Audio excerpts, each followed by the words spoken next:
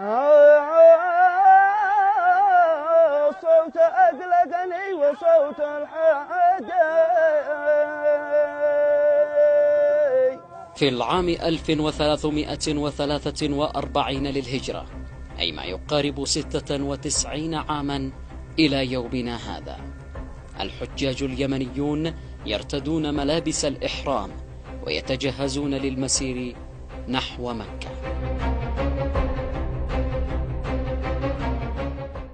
تحركت قافلة الحجيج من صنعاء في 6 من شوال، وكان قد أرسل حاكم عسير كتابا للإمام يحيى يفيد باهتمامه تأمين طريق الحجاج وأنه لا خوف عليهم.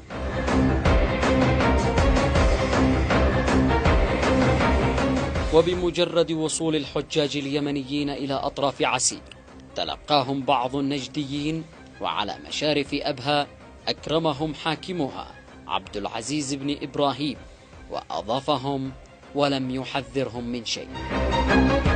في حينها كان ابن سعود وحده هو الشخص الذي يمكنه أن يتخذ قرارا كبير كقرار بحجم تصفية حجاج اليمن.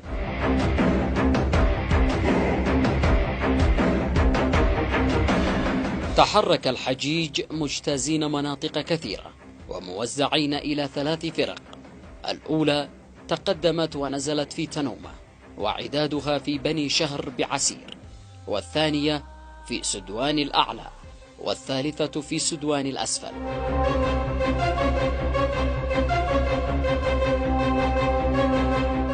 يوم الأحد 17 من ذي القعدة في وقت الظهيرة، وقد حطت الفرق ال3 لتحضير طعام الغداء، آمنون لا يدرون عما قد دبر لهم، بلا سلاح ولا تأهب.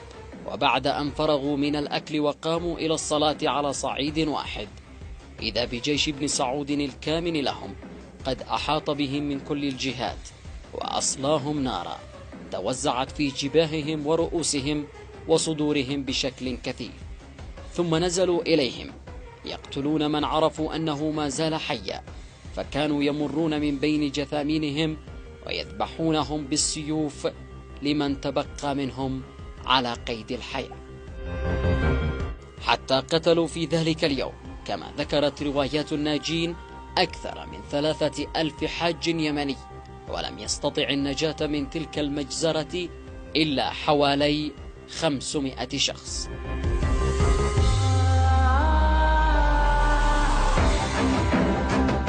وأضحت بذلك تنومة جريمة الحجيج الكبرى التي تخلد في أذهان اليمنيين على مدى التاريخ كأبشع جناية ارتكبتها عصابات عبد العزيز آل سعود.